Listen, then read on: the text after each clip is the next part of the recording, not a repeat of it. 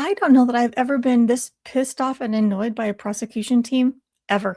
I swear. So help me, the Commonwealth, the two prosecutors that are going after Lindsay Clancy, to me, are inhumane. They're unethical. They've lied. That I want to lose my mind watching them. They just piss me off so incredibly bad. It's so bizarre.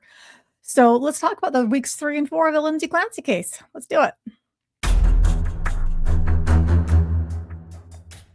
So week 3 is a short week, as is week 4, actually. And if you want to cover most of Monday, actually, was with the cross of Dr. Jennifer Tufts. She's the main psychiatrist that was seeing Lindsay. And I actually have a whole video of just her testimony, which goes from the previous Friday through most of Monday of week 3. So she has her own video because she deserves it. Ouch. So yeah, so we're going to skip past her. Then the only other witness we had on Monday was Julie Paul, a psychiatric nurse at South Shore. She's the one that Lindsay's mother-in-law recommended. They were friends and colleagues. And when she got on the stand, I'm thinking, yeah, this woman seems like she really knows what she's doing. She was compassionate. She was knowledgeable. And unfortunately, within days of Lindsay being there, she was transferred to a different job in New Hampshire, which was unfortunate. And then that's when we get nurse practitioner Rebecca Gelada, who took her place. Julie Paul she did the whole intake with Lindsay, made kind of a treatment plan, recommended therapy with licensed clinical social worker Letitia Dukes. She's later on in the week. And then we met, Lindsay met with nurse practitioner Rebecca Gelada. And then we expected that when Tuesday came, we would begin with a cross-examination of nurse practitioner Julie Paul. Didn't happen because instead we had this whole thing about, oh, there was a TikTok that came out by someone who used to work at McLean Hospital, which is where Lindsay was later on. And that was like in New Year's Eve through early January. And in this TikTok, she's saying that the hospital was portrayed in a completely different way. It's actually understaffed and this and that and the other. And so the defense tracked her down with a private investigator and they want her to come testify. So they were discussing that whole thing. The problem is she stopped working at McLean about a year before Lindsay went there. So there's the question of, well, did things change in the time that she had in that year since she'd left and yada, yada. So the judge said, well, this kind of evidence could be relevant, but we need someone who's closer in time, who can verify how things were while Lindsay was actually there. And of course, the Commonwealth didn't like the idea of her coming at all, especially since she'd watched part of the trial up to that point. But she stopped as soon as Reddington told her to. But then we're like, okay, well, we need more records from McLean and this and that and the other. We'll have to do a voir dire on her. And so that's kind of put on the back burner. Then we get Julie Paul on the stand for cross. And that's when we learn more about how Lindsay's mother-in-law knew her, recommended her, and all of that. Then we basically go into Rebecca Gelada, who was the next nurse who then treated her. And she was the one I've mentioned in previous videos where she seems to be the only one that actually clued in that maybe we're seeing some bipolar and mania things here. So she was very reluctant to have her just on an SSRI. She was the one who's trying to bring in Seroquel because at a higher dose that can help with the bipolar stuff.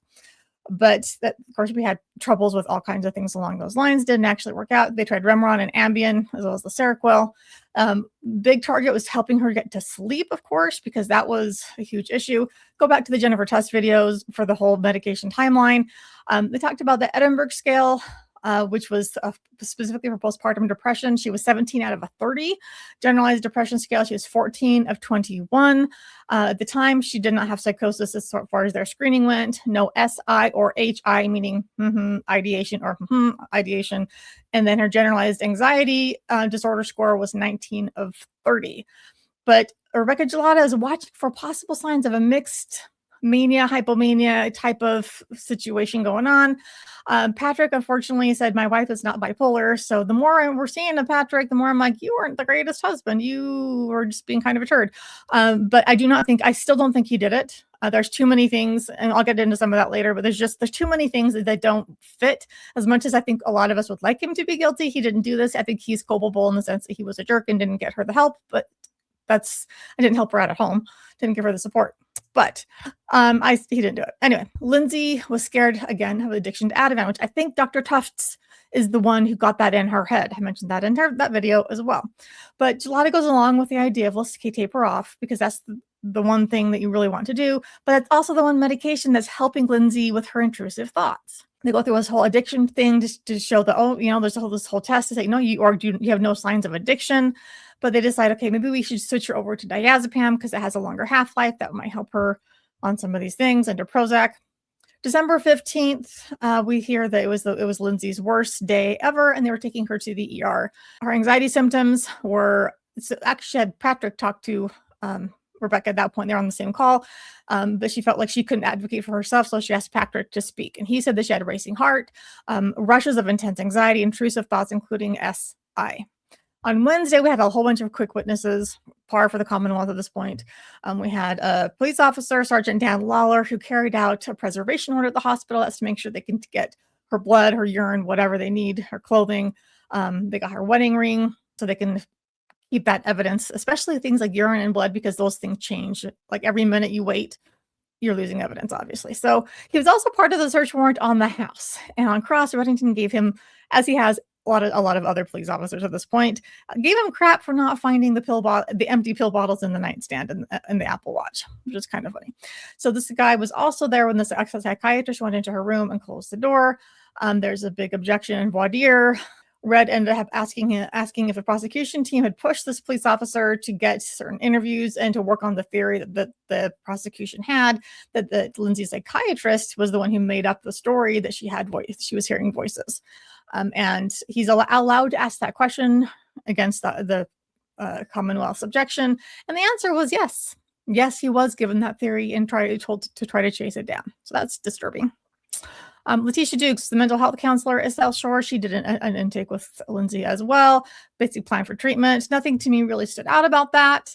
A lot of the same stuff. She's worried about this and that and the other, and addiction, no signs of it though, and depression. Talked about the Aspire call, which is a helpline, and how Lindsay was turned away from that twice. She tried at Women and Infants, told she didn't qualify for their program because she was over medicated. And this is frustrating because it's like she was honest with the things that she'd been taking, and because she was honest, that they're like, oh, we can't help you. Dr. Renee Stonebridge, she's a medical examiner, comes on and goes over, this blows my mind. Like, again, this is where the Commonwealth, I'm like, what are you thinking? Because again, they have yet to have a single witness where they go, I'm so sorry that you've been through this. This must be a difficult time, or anything like that. And then they try to bring out stuff that is just cruel. Like, so this medical examiner, we've already been through a couple of autopsies. We don't need all of them, you would think. But this one decides to discuss Cora's eyes outside of her head, because we need more horrible things in our minds. I mean, are you out of... So understandably, this is another time that Lindsay broke down and they had to recess court briefly. And the judge then gave the jury an instruction to keep their emotion out of things here. And yeah, good luck with that, dude, when the Commonwealth is purposely trying to rile up your emotions. Ugh. So then we have another medical examiner, Dr. Barbara Olson. She goes over Cora and Dawson's autopsies. And again, Lindsay is sobbing and hyperventilating, and they have to call recess again. They finish on the stand with the same information that we've heard from so many other witnesses. I'm just like, what are we doing? What are we doing? Just causing more pain. That's what we're doing. Like, are you sadists? Come on. On Thursday, we start into the digital evidence. We have a forensic computer examiner. Here's a weird question. Between the Karen Reed trial and this one, I'm just curious as to why Massachusetts is a Commonwealth, and yet they have a state police. But why? But they don't call themselves a state, but they have state. I don't know. That just is weird to me, but okay. Anyways, they talk about various searches that were done on Patrick's computer. The prosecution is trying to make it sound like as early as the previous August, all this happened end of January of 23. This is August of 22, that she's the one who made some searches on Patrick's computer about S methods. And they actually show that it was actually Patrick. He actually is a musician, and like the musician Tom Hall, who had recently offed himself, and within the same few minutes of the search about S methods, it was also a search about Tom Hall and a death section about Tom Hall on Wikipedia. And then basically he'd click, you go into a rabbit hole and you're like, click, click, click, and suddenly you're in a weird spot. So the S methods was a result of going down that rabbit hole. And also Reddington points out that Lindsay was at the doctor's office with one of the kids at that time. She couldn't have made those searches. And then the prosecution comes back with, oh yeah, but she could have made them before she left. And then Reddington goes, I love this, because he is an old man and he's obviously never been a mother, but he understood better than these two younger women who are on the prosecution team. He goes, have you ever tried to get 3 kids into a car? like, on time for an appointment. It takes a lot of time. There's no way she could have, like, done this before getting the kids into the car to go to the doctor. I thought that was pretty awesome, and truth, that's absolutely how it works. Then we had a cell phone forensics expert on there. They read a note from her phone, which is completely heartbreaking. To me, it shows that she is swirling into psychosis, and the worry that she had for her children, for herself, for her mind. She thinks her brain is broken. This is not me. This is not my body. This is not my brain. Will I ever be well again? I mean, it's terrifying. The horrible thought she's having about hurting her kids. She's terrified of that. They talk about texts between her and her mother. Her mother was checking in on her regularly. Her mother came down to help at the house. When she wasn't there, she was checking in every single day. And in her phone, in Lindsay's phone, her mother was labeled mommy. In January, some searches that were done that Lindsay made for medications. She searched for things like psychosis, sleep, benzo withdrawals, McLean Hospital, ketamine, insomnia, bipolar, intrusive thoughts. On January 23rd, the day before the killings, she searched the word hallucinations. On the day of the big, awful event, some of the searches that she made included child with bloated belly, because Cora had a stomach ache, children's Tylenol, Earth's best organic baby food, best kids movies, unicorn, something about Paw Patrol, fluffy slime recipe, Miralax for kids. Yeah, this is a horrible mother planning to do something terrible. Give me a break. Text that morning, Lindsay and Patrick were sending pictures to each other of the kids. And then when she's at the doctor's office, he goes, how's it going? She said, yeah, her urine looked good. Nothing is wrong with her kidneys, meaning Cora. He goes, phew, you're a good mama. And then later on that day, any chance you can want us to do takeout from 3V? I didn't cook anything. And he goes, yeah, smiley face emoji, things that we've heard already. Then we have Trooper Joshua McKelligan come on, and he's the one he shows a video that was taken in the master bedroom. And it's heartbreaking. You see, interestingly, of course, the prosecution has to try to poke holes where there aren't any. See, there wasn't that much blood. Because Patrick said there was blood everywhere. I'm sure Patrick in his head experienced it as blood spraying everywhere. There was less than I expected, but there was still a substantial amount. We also saw the window open with the screen missing, all that, which she jumped out of, and this little tent thing that the little baby was sleeping in.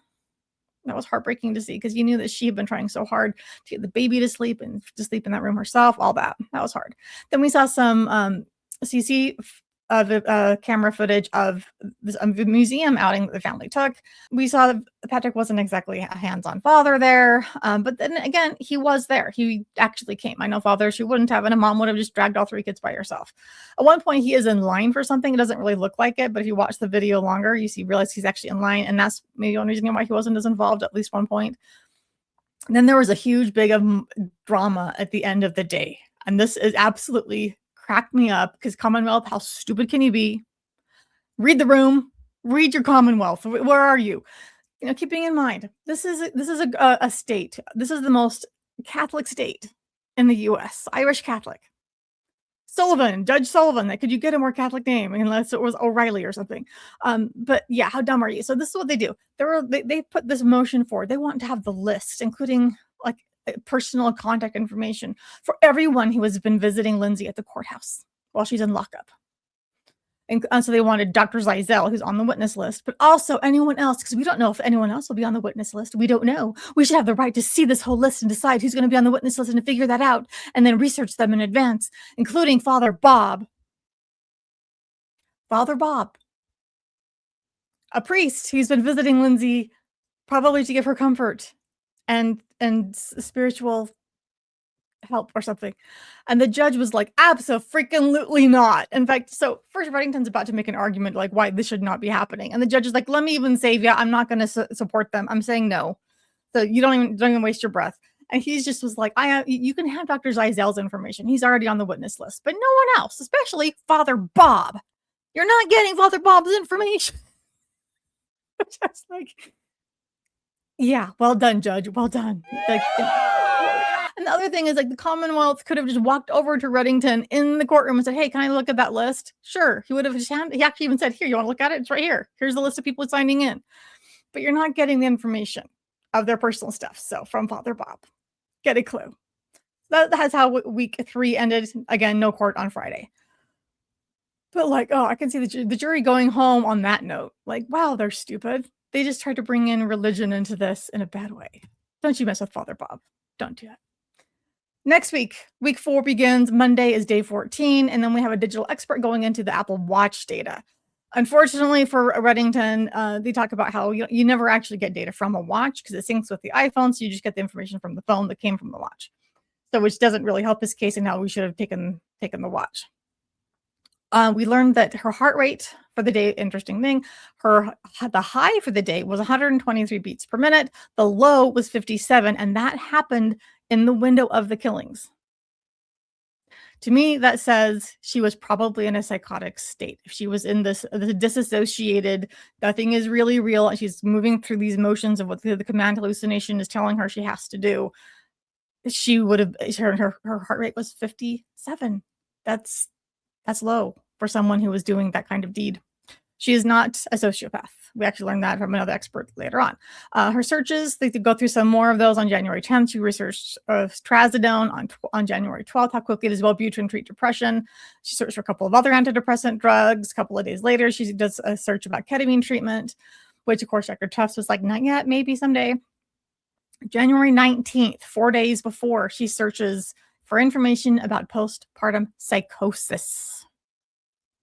4 days before, she's concerned and she's thinking, do I have this? Yeah. So then calls on that specific day while it was happening or right around the time, they said that there was, at 5:33, there was an unanswered call from Patrick to her. 1 minute later, a call from her to Patrick that was very short. I think it was just like 14 seconds or something. And then he calls her back at 6:09. They say that the phone locked at 5:16 and never unlocked again. So that was before these phone calls. And so how is that possible? That, you can actually answer a phone and also return a call from a missed call without unlocking the phone. Maybe you had to explain that. Then there's some movement recorded on the phone the next day, and they explained that was probably just police officers walking somewhere with her phone because she was obviously in a bed in a coma. She's not doing it. Then the Commonwealth rested. And I thought, that's it? That's it. Especially because in Massachusetts, the burden for someone with this type of defense of mental defect and insanity, however you want to phrase it, every state's slightly different. In Massachusetts, it's different. In most states, generally it's the burden is on the prosecution to prove that someone did something beyond a reasonable doubt, right? Usually in insanity defenses, the defense has to prove the person was insane. In Massachusetts, the prosecution has to prove that the defendant was sane. They were not insane. They haven't done that, in my opinion. If there is a possibility that Lindsay Clancy was psychotic, that's reasonable doubt, and she needs to walk. Did they prove she was not psychotic? That's the burden. In my opinion, they didn't even come close. They poked some holes in the possibility.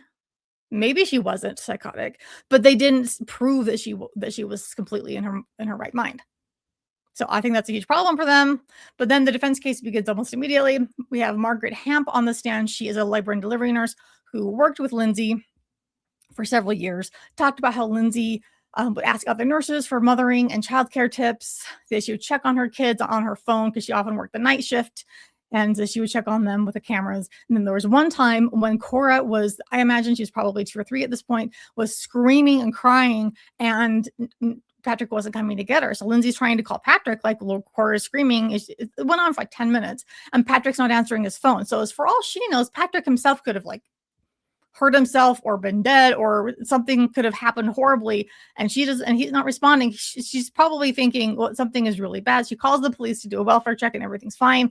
So it sounds like Patrick just either just slept through it or was being a turd. So again, not father or spouse of the year there. But the prosecution tried to spin that as if, she's just controlling and obnoxious. I'm like, no, if you actually are concerned if your spouse is not responding after 10 minutes to a screaming child, maybe something is going wrong in the house. Yeah. Then we have Lindsay's sister, Allison Ozega, on the stand. I will say I appreciate that she spells her name correctly. I've seen so many weird spellings of Allison, but Allison is the correct way. Just saying. She noticed her sister's mental health was starting to go down in November. And then when she saw her in November at Thanksgiving for a visit, she said it got even worse. At that point, there was SI. She saw Lindsay again at Cora's birthday party. and she seemed to be going through the motions that she wasn't happy. On cross, so this was the defense's case. So anything on cross is the Commonwealth now. They said, well, you're a social worker and mandatory reporter, right? Well, yes, I am. If there was danger, why didn't you report it? Because she didn't think there was a danger. She'd probably seen this kind of thing. Women do have these kinds of thoughts oftentimes, and very rarely do they ever go through with it. And I don't think Lindsay was telling people just how serious it was. Then we have Lindsay's mother, Paula Musgrove, gets on the stand, talks about Lindsay was a great kid, never got into trouble, excellent student. She got emotional describing her grandchildren and how much she loved them. Lindsay was a wonderful mother. And then she herself, as her mother, noticed Lindsay's mental health issues kind of beginning in September. And October, Lindsay reached out to her for help. Mom came to be at the house, often overnight. Initially, Lindsay said, hey, I'm scared to be alone. Could you maybe stay with us over the weekend so maybe I can go back to work for a little bit? But it sounds like she never actually went back to work. But her mom did come and stayed several nights here and there. And at least one time, if not more, Lindsay went downstairs to the basement to sleep with her mother because she was so scared. And she also stayed with the family when Lindsay was at the hospital. So she was saying that the way that the medication was affecting Lindsay, Lindsay said she couldn't remember things. The meds were pretty much destroying her mind. Do you recall, and can you tell the jurors what, if any, observations you made of Lindsay and her condition? Lindsay had lost a lot of weight. She had become, during this whole time, paranoid about different things that really she shouldn't have, really weren't logical to become paranoid about. She would mention that this wasn't her mind. She would say to me, this isn't me, I've never been like this before. And I would agree because she wasn't. She was attempting to go through the motions of her day, take care of the kids as best she could. She didn't want to drive. At times when Pat didn't go pick the kids up at school, I would drive Lindsay to pick the kids up at school because she was afraid to drive. Did she express to you concern that in this time frame that people at the school, teachers and other people would be able to know what she was thinking and would think that she wasn't a good mother because she was sick? Yes, she said, the school knows something's going on because I'm not driving my car. They see that I'm not driving my car to pick the kids up. Do you recall the end of January that she made a statement to you about the medication, in her opinion, what it was doing to her mind? Yes. What did she say? She said that she couldn't remember anything. The medication was pretty much just destroying her mind, and it wasn't her. She said, this isn't me. I just want to feel better and enjoy my kids again.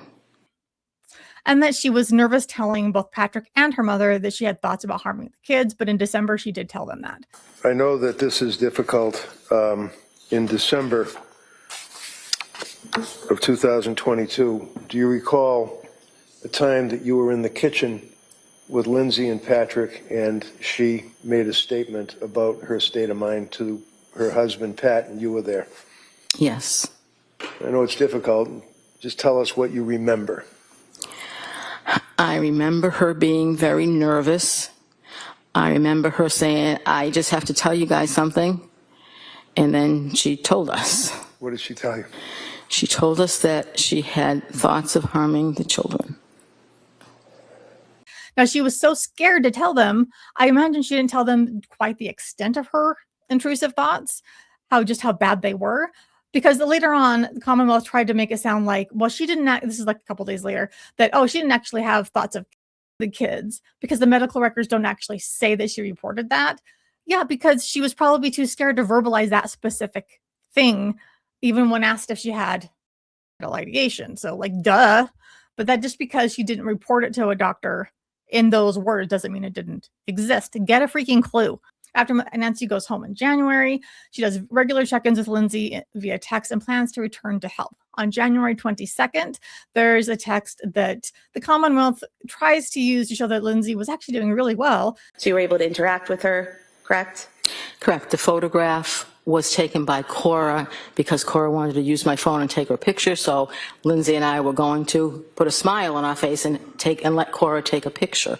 Yes, but again, there was other observations I made that weekend, but it was not, I didn't think it was in Lindsay's best interest to discourage her or point out those, because she was making every attempt to feel better and to do things to make herself feel better. So as a mother, I was encouraging her. Well, you didn't say, I hope you feel better, or you're going to get there, or you're doing it. You actually said, nice to see you doing better, correct? That's what you wrote? Those were my encouraging words, yes. And from January 7th up through January 22nd, Lindsay repeatedly told you she was doing okay, she was feeling a little bit better. Not completely better, not 100%, but she kept telling you, I feel a little bit better, I feel a little bit better. You even asked her, is the better you're feeling now better than a few weeks ago? And she said yes, correct? That's correct, without my observation of her. And what she was responding to you in text, correct? Correct. With Nancy on the stand, I got annoyed with the Commonwealth for yet another reason, because this is a woman who, again, is so incredibly, she's gone through so much. She's grieving an intense amount, and yet the Commonwealth is like constantly just badgering her over stupid things. It's like, but would you agree that you sent this text on this date? And she's like, I don't recall that exact text, but if you're telling me I sent it, I probably did. Well, this one, but that Lindsay sent to you, I don't recall, but if you say I did, I guess I did. I mean, it was constant. If you took out all of that stuff from her testimony, then her testimony would have been about 10% of what it was, because it was just constant. It was obnoxious. Then we have a doctor named Wolfovich on the stand. He reviewed all the medical records, and he has treated many people who have completed and attempted S, and he said that basically her injuries were consistent with that type of an attempt, so it wasn't a fake attempt. But the way that Reddington was trying to get the question out, the prosecution kept objecting to it, so he couldn't quite get it the way he wanted it to be phrased, but I think it was probably good enough, and the jury got the gist. And also, he said that her injuries were consistent with going out of the window head first. On Tuesday, we have Susan Clancy take the stand. That was Lindsay's mother-in-law at the time. They had a good relationship. Susan was a labor and delivery nurse for 38 years. Anytime the Commonwealth tried to say things like, oh, well, what about, do you know about this diagnosis or this medication? She's like, I'm a labor and delivery nurse. That's not my specialty, which I appreciated, because she could have probably given an opinion, but she pushed back, which, good job, Susan. Talked about how in November of that year, Lindsay had tons of insomnia, anxiety. She was sad, no appetite, and that she was, quote, begging for help during the holiday season that year. And the Commonwealth was just awful to her. No humanity whatsoever. There's a point where they said that the Lindsay didn't let the kids sleep over at their in-laws' house, but that's because everybody as a group decided it's best for the kids to be in their own beds. No one was having the kids at their house, but the Commonwealth made it sound like Lindsay didn't think she was close to you. She didn't trust you or like you. Did you know that? Like, could you just twist a knife into his grieving grandmother? Like, how cruel are you? And then it would get, oh, this was bad. This was the Commonwealth being just beyond stupid and horrific. They talk about Christmas Day and how they went to church for Mass, and it was, Susan says, beautiful. And then the Commonwealth seriously asks her the question. She says, are you an active member of the Catholic faith? And she says, yes. And then she asks, are you aware that murder is considered a mortal sin? I mean, holy objection, Batman. I mean, Reddington objected so fast. Actually, I'm not even sure. Did he object? The judge was just like, oh, stop right there. Let me just, because that could have been something to cause a mistrial. It sounds like, from what I hear, that Reddington didn't ask for one, even at sidebar, which he totally should have, because that is absolutely not accepted in any state in the nation. You don't bring your religion or beliefs into this kind of thing.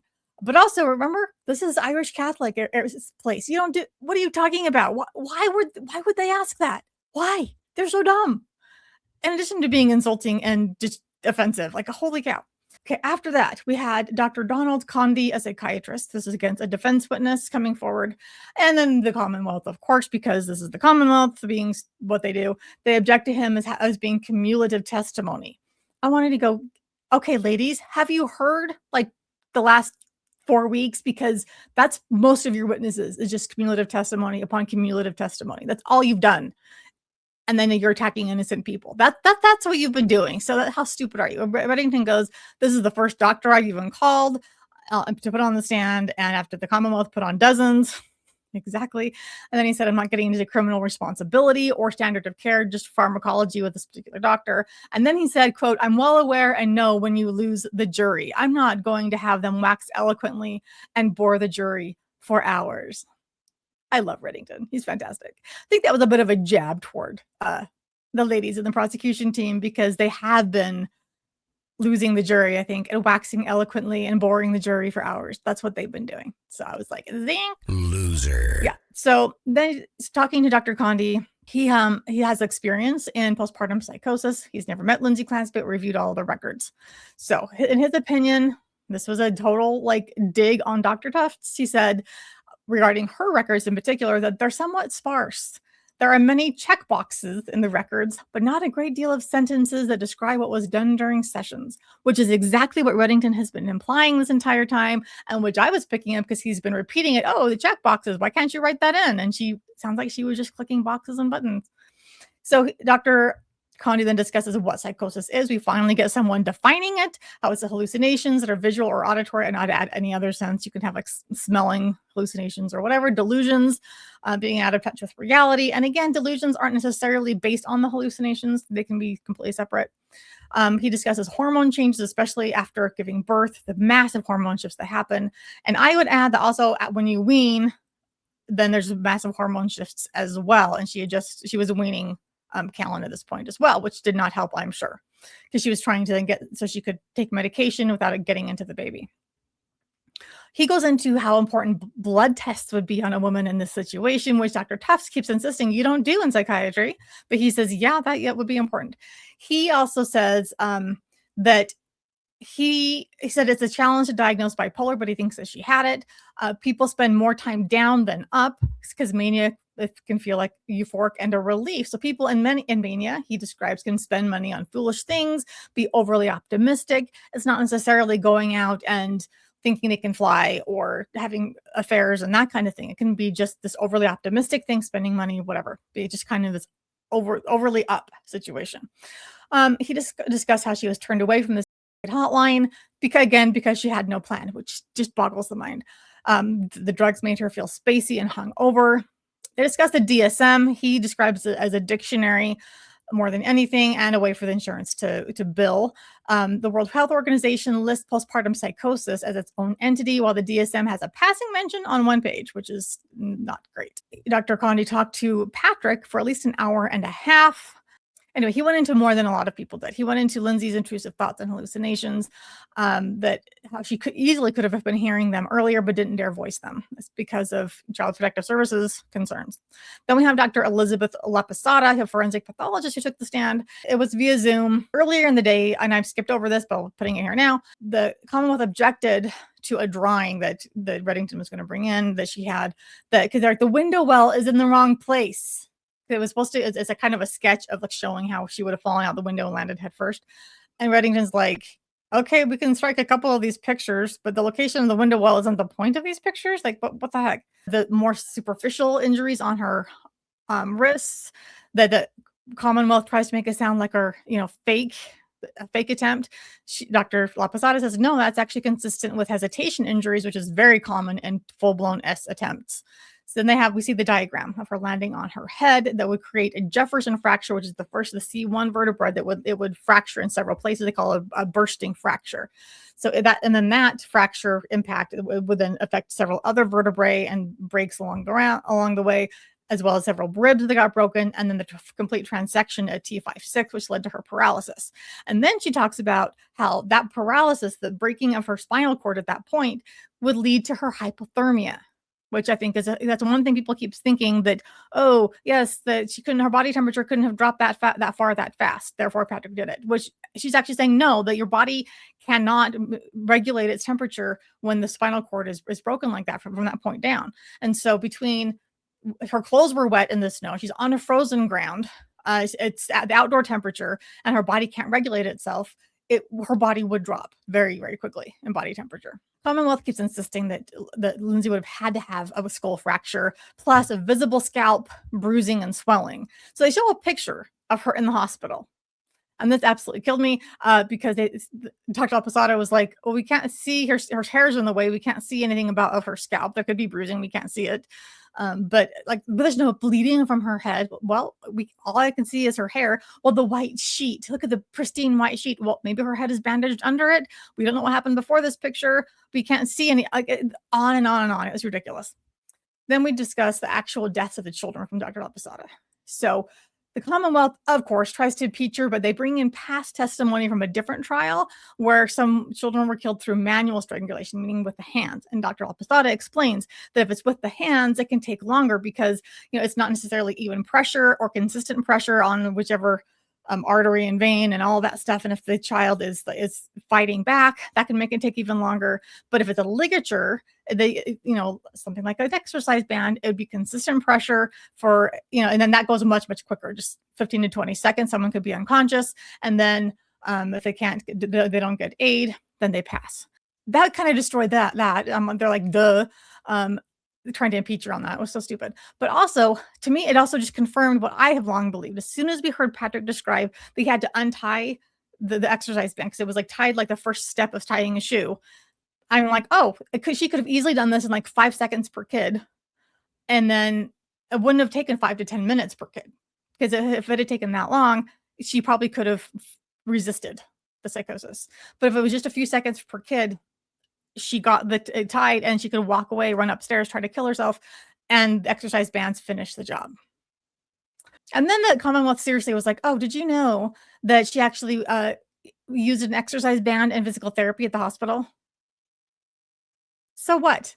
Oh, and then because of the whole, they said, the Commonwealth said, oh, it wasn't tied, it was just wrapped. And wrapping an exercise band, let me just show you.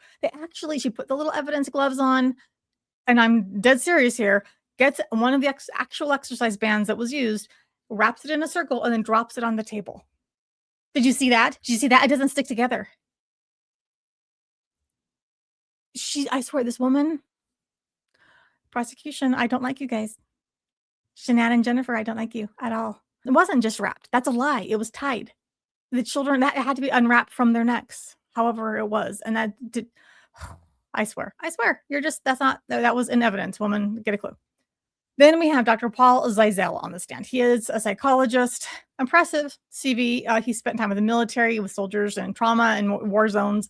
He's a friend of Reddington, and Reddington he asked him to see her in the hospital. No one else had been allowed in. This is almost 2 weeks after the events, and no one, including her parents, had been allowed in to talk to her. He got in February, and she's still cuffed to the bed despite being paralyzed. Initial evaluation, he said that Lindsay didn't know where she was or when it was, vaguely remembered what happened. Now, remember, in the hospital, she was diagnosed as still having delusions. She was still psychotic, essentially. She didn't know what was going on. She was worried because she hadn't talked to Patrick since all of this, and she wanted to call him. So Dr. Zeisel said, we can try on my phone. It has to be speakerphone. They tried, it went to voicemail, and a couple days later, they tried again, and then he answered.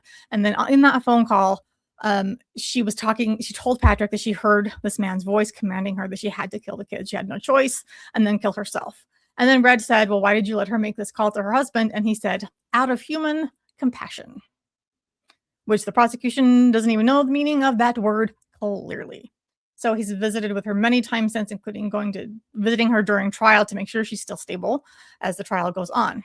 They went over her medical history, which we've gone through many times already. He discusses what disassociation is. Relating back to November 27th with the dissociative state, is that an indicia, is that an indication or a harbinger of psychosis? Yes. And is a psychosis, is that something that somebody would be suffering from a psychosis for a month at a time, 2 months at a time, or is that short periods, or how does that work? People with psychoses have intermittent symptoms. They can function fine one day, and the next day they can be hearing voices. They could be seeing things, feeling things, smelling things. To be clear, those additional types of hallucinations did not plague Ms. Clancy. She only had auditory hallucinations, but hallucinations are like the waves at the beach. They come and go. They're called waxing and waning? Yes. And would you tell me, doctor, in your opinion, is an individual, and we refer to postpartum psychosis, is that a particular affliction that afflicts women that have had babies and they go through a period of postpartum depression and then ultimately postpartum psychosis? Yes. Can you tell us, is a person, even if they are in the throes of psychosis, are they able to make a phone call? Yes, they can. Are they able to drive a car? Yes, Are they able to say, "Hi, Hawaii, I'd like to have a hot dog"? yes, They don't have to look at the unicorn in the corner, right? that's correct. And that Lindsay Clancy believed others could hear her thoughts and worried that because they could hear her thoughts, her intrusive thoughts, then they would take the kids away from her. They discussed psychosis some more. On Wednesday, day 16, we continued with Dr. Zeisel. Covered more ground of her history from November to January. Her intrusive thoughts continue. And he said that they're unrelenting. They don't stop. You don't want them. They keep interfering with your ability to get through the day. They're trying to get her to kill herself and that she had a, quote, busy brain. He believes that she was psychotic on January 24th. Yes, even though she built a snowman with the kids, even though she Googled directions to a restaurant. And that's when he also talked about giving her a test for antisocial personality disorder, also psychopathy, known as, or sociopathy, and it was negative. He said, in his opinion, she did have a mental disease or defect. She had bipolar disorder with postpartum psychosis, and she was unable to conform her behavior to the law. Commonwealth says, of course, they try to impeach him with various things. Doesn't work, in my opinion, makes them just look petty. They discuss even like, he talked about this, that Lindsay was doing the scam for this Beachbody program there, and then they were debating the definition of the word scam. He goes, well, if she lost money and she said she did, and it didn't really have results, that's a scam in my opinion. And they're like, well, if millions of people have used it, and then it's not a scam. I'm like, whatever, doesn't even matter. They talk about more about the number of pills missing from a certain bottle, which proves nothing. Dr. Zeisel gave plausible explanations as to what that was. But again, they are so cruel. They go through the dates, since the killings, but a day of like every child's birthday, the anniversary of the killings, and what the hospital records say Lindsay was doing that day. The fact that she was compliant and maybe not, she wasn't having SI in that moment, proves that she's a monster. Like, what are you into saying? He says, they say, did she ever mention her children? He says, yes. And then she has bad days and very bad days and worse days. She misses her children every single day. And then like, why are you still checking on her when she hasn't attempted to off herself in years? Because someone in her shoes, that's always a danger for them. And she still wants to die. Like, just because she hasn't tried it doesn't mean she might not. Like, get a freaking clue. Then we have Emily Thorndike take the stand. She's the licensed clinical social worker from TikTok. But the jury's not in the room. They do a voir dire that we've been waiting for since last week. So basically, they talk about what she saw. She had reviewed records since from McLean, confirmed that what's happening now is what was, or when Lindsay was there, matches what happened the year before when she was there. That Lindsay wouldn't have seen a doctor every day and so forth. The judge found her credible, but said that her testimony isn't contributing enough. Basically, the materiality of testimony was lacking, and that the records that she reviewed from McLean, that by themselves would be enough. They don't need her testimony as well. And the day ended early. Then we have Thursday, day 17. We learned that Spinelli will not be testifying. She's another forensic psychologist, and that was possibly why the court laid out early. Well, we don't really know for sure, but we did find out that she had posted onto Facebook that there'd be a rally to support Lindsay and, come and wear pink. Witnesses aren't allowed to do that. So she has been struck from the witness list. And that concerns me because it sounded like she was supposed to be a really important witness for the defense. So, don't do that. Okay, crap. So instead, we had one witness on Thursday, and that was Sheila Kavanaugh, the hospital chaplain. Her whole resume is big and impressive, and she worked as a financial person and whatnot before this. But she visited and prayed with Lindsay while she was intubated, and then after extubation, the first thing Lindsay said to her is, "I'm so glad my children are safe." And then people have freaked out over that, so hold that thought. What she said was, "Yes, your children are safe. They are safe with God." She goes, "I responded theologically."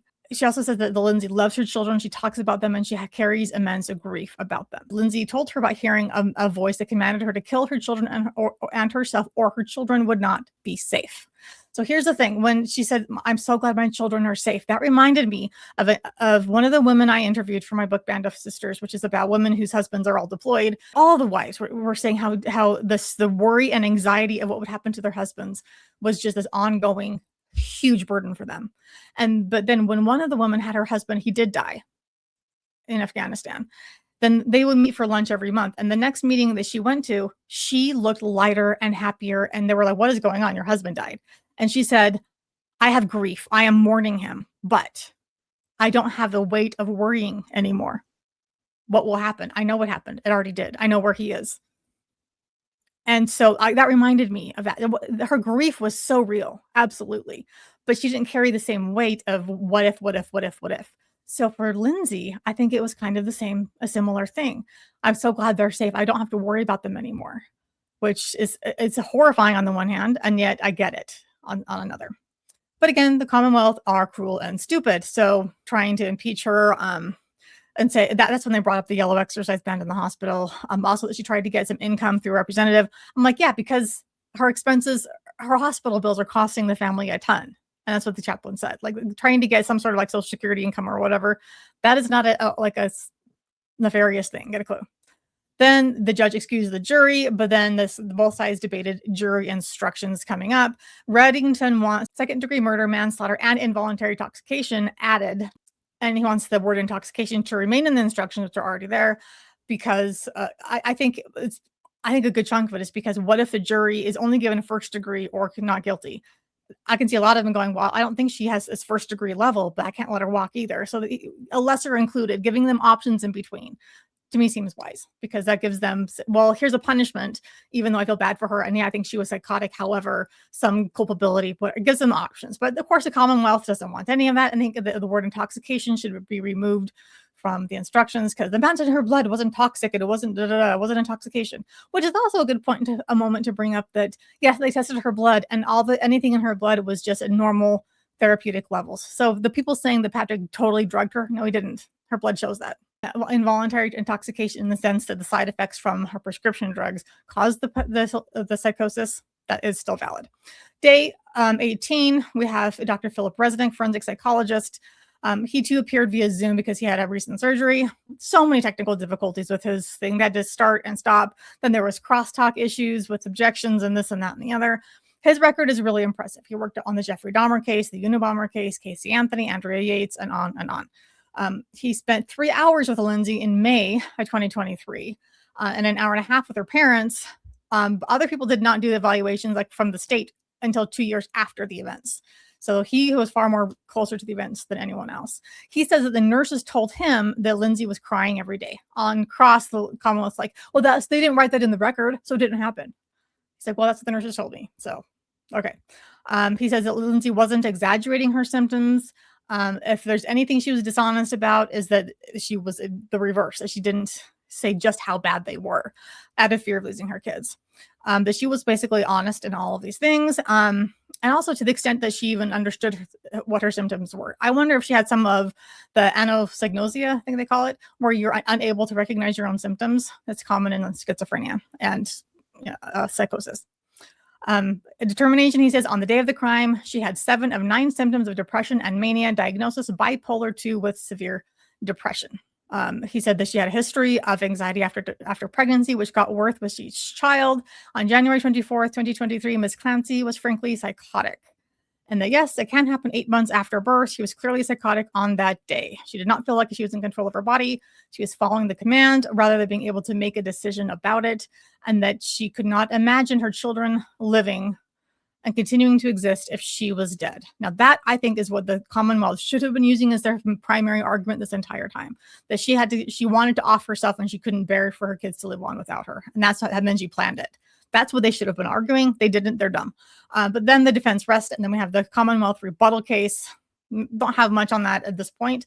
We had a Dr. Mack, a forensic psychiatrist, who tried to undo things like, oh, no, she didn't have bipolar. She wasn't psychotic. He says she had major depressive episode, but not psychosis. He saw no evidence of hypomania or mania. And I'm like, yeah, right. When she asked her, can you hear my thoughts? He said, oh, no, that's not evidence of psychosis. She was reality testing. Like, people with actual schizophrenia reality test because they know that their brain lies to them. That doesn't mean they don't have schizophrenia. That doesn't mean they're not having hallucinations and delusions. Get a freaking clue.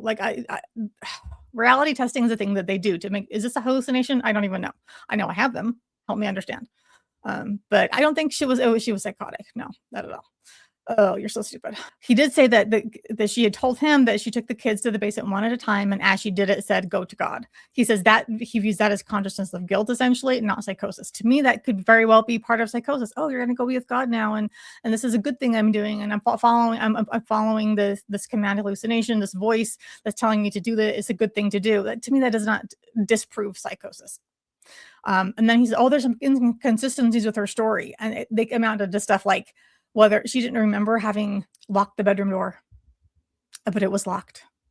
Okay, if you're in psychosis, are you necessarily going to remember all that stuff? Like, get a freaking clue, dude. She resisted the thoughts before, so why didn't she keep resisting them? Because comes a breaking point when you can't. If the thoughts get worse and worse and worse, and also, oh well, Andrea Yates resisted longer. She tried more attempts than Lindsay did.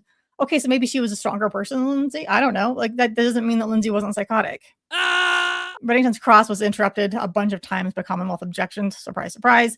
And the same doctor apparently was contacted by Park Dietz and Associates, who helped get Andrea Yates convicted the first time around, which was overturned because of testimony that she supposedly had killed her children after watching a Law and Order episode, which they later learned didn't exist. But the jury, so all that was then objected to and sustained, but the jury heard it.